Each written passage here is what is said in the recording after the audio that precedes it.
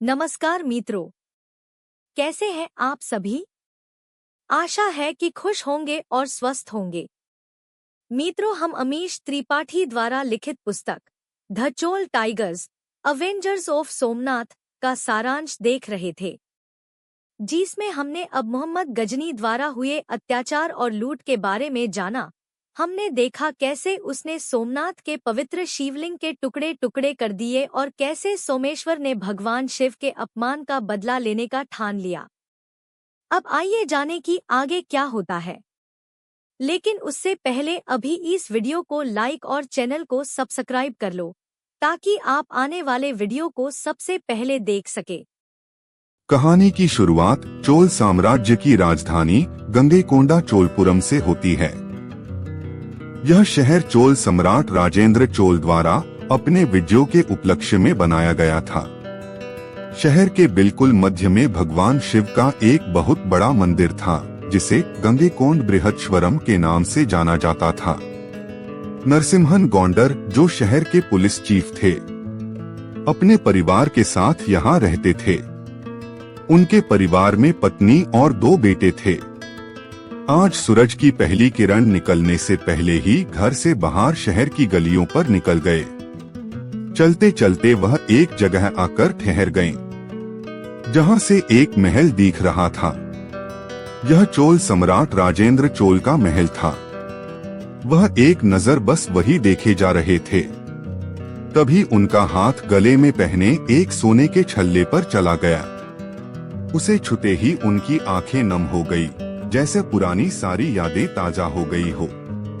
नरसिम्हन चोल साम्राज्य के एक महान सेनानायक, जिन्होंने राजा राजेंद्र चोल के साथ कई बड़े युद्ध लड़े थे, जिसमें दक्षिण पूर्व एशिया का युद्ध सबसे मुश्किल था, जो तकरीबन 4 वर्षों से अधिक चला था, लेकिन आखिर उसको भी जीत लिया।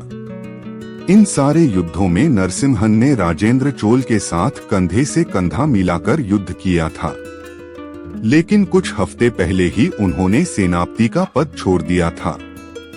वो अपने परिवार के साथ अपने गांव में बाकी का शेष जीवन बिताना चाहते थे। नरसिम्हन राजेंद्र चोल के सबसे करीब और विश्वासु व्यक्ति थे।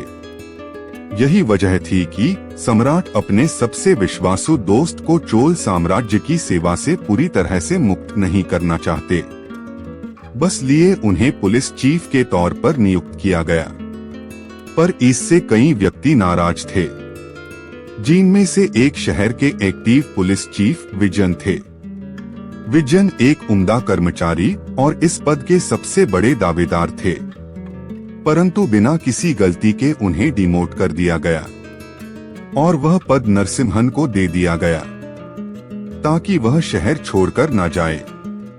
अगर हम विजन की बात करें तो वह पांड्य वंश से था।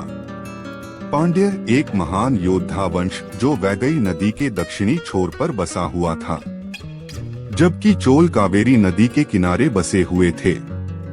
चोल और पांड्य की दुश्मनी कई सदियों पुरानी थी। एक समय था जब पांड्य के राज में चोल उनके सामंत हुआ करते थे, लेकिन अब पांड्य चोल के गुलाम थे।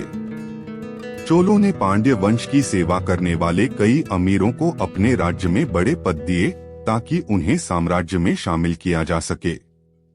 लेकिन फिर भी तनाव बना रहा, और इसी वजह से विजन की नाराजगी दूर करना आसान नहीं था। नरसिम्हन अपनी पत्नी को बताते हैं कि वो फिर भी विजन को मना लेंगे और सम्राट से गांव जाने की अनुमति ले लेंगे। एक दिन दोपहर का समय था। शहर में लोग अपना कार्य करने में व्यस्त थे। विजन और कुछ पुलिस ऑफिसर्स बृहदेश्वर मंदिर में ड्यूटी पर थे। ऑफिसर्स ने विजन को घेरा हुआ था और वह उन्हें निर्देश दे रहा था। नरसिम्हन मंदिर में भगवान शिव के दर्शन के लिए आ रहे थे। तभी उनकी मुलाकात विजन से हो जाती है। वह विजन से बात कर रहे थे। तभी नरसिम्हन को अपने पीछे किसी के होने का एहसास होता है। वह तुरंत घुमा और पलक झपकते ही उसकी खंजर एक बूढ़े व्यक्ति के गले पर था। जैसे कोई कुंडली मारे बैठा पैंथर किसी पर तुरंत रिएक्ट करता है। वह बूढ़ा व्यक्ति और कोई नहीं बल्कि सोमेश्वर ही था। सोमेश्वर और इकबाल यहाँ मदद मांगने आए थे।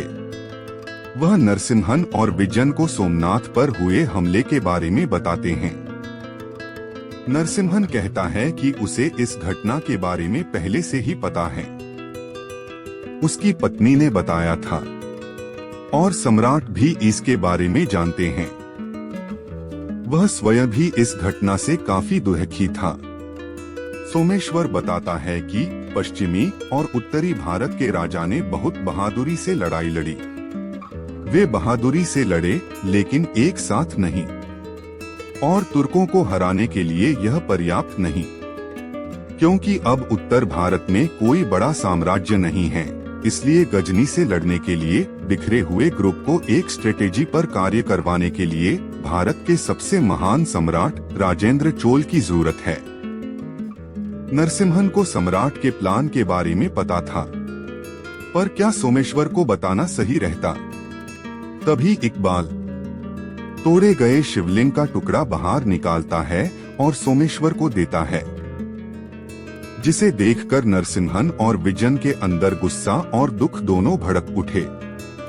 विजन उस टुकड़े को प्रणाम करके अपने कांपते हुए हाथों से पत्थर को छूता है और जोरों से गुस्से से दहाड़ता है, हम उसे जिंदा जला देंगे। नरसिम्हन उन्हें सम्राट से मिलवाने का वचन देता है। यह सुनकर सोमेश्वर की आत्मा बोल उठी, सही तरीके से बदला लेने से ही बैलेंस बना रहता है, यही धर्म है। दूसरी तरफ हमें गुरगान अफगानिस्तान के एक किले में नजरबंद इस्माइल को दिखाया जाता है।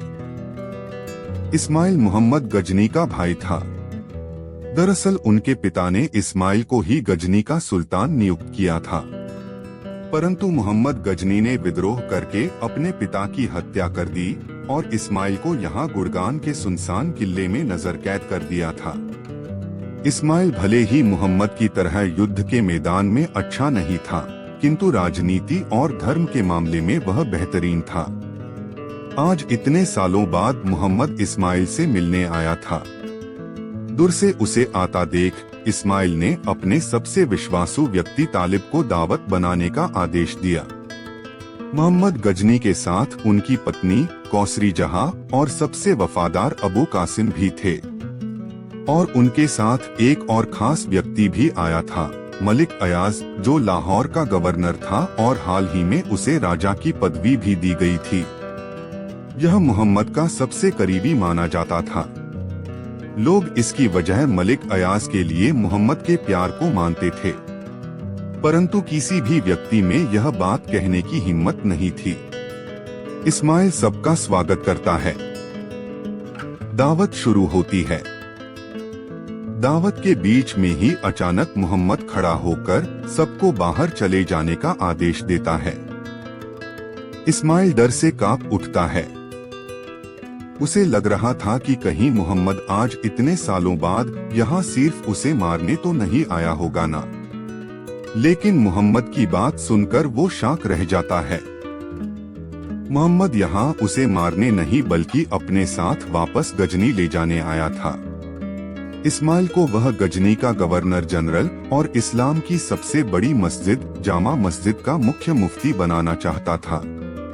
मोहम्मद कहता है कि 4 साल पहले वह मंदिरों की लूट करके काफिरों की जमीन से निशानियां लाया था, उनके बुतपरस्त भगवानों के टूटे हुए टुकड़े, जिसे मस्जिद की आगे की सीढ़ियों के नीचे दफनाया गया, ताकि लोग दिन में 5 बार उन पर पैर रखकर चले।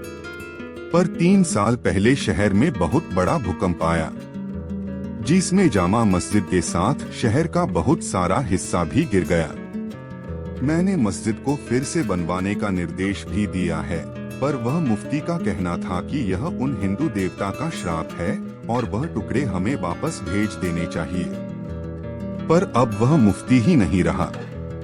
उसकी मस्जिद की सीढ़ियों से गिरकर मौत हो चुकी थी, क्योंकि मोहम्मद को उसकी श्राप वाली बात पसंद नहीं आई थी। दरअसल पहले ज्यादातर सारे तुर्क बौद्ध थे और उनका इस्लाम में धर्म परिवर्तन हाल ही में हुआ था। महमूद और इस्माइल के पिता सेबुक्तेगिन भी बचपन में बौद्ध ही थे। पर अब मोहम्मद इस्लाम धर्म के सबसे बड़े पद खलीफा को पाना चाहता था और यही वजह थी कि वह अपने भाई इस्माइल को मुख्य मुफ्ती बनाना चाहता था। पर शायद इस्माइल मोहम्मद के पीठ पीछे कोई और ही साजिश रच रहा था। तो मित्रों, आपको क्या लगता है, इस्माइल अपने भाई मोहम्मद की पीठ पीछे कौन सी चाल चलने वाला होगा और सोमेश्वर बदला लेने का कौन सा सही तरीका सोच रहा था? और नरसिम्हन और विजयन अब कैसे सोमेश्वर की मदद करेंगे? क्या वो राजेंद्र चोल से मिल पाएंगे? ये सारे आंसर जानने के लिए हमारे साथ जुड़े रहे। हम बहुत जल्द नेक्स्ट पार्ट लेकर आएंगे। तब तक आप सभी खुश रहिए और स्वस्थ रहे। नमस्कार।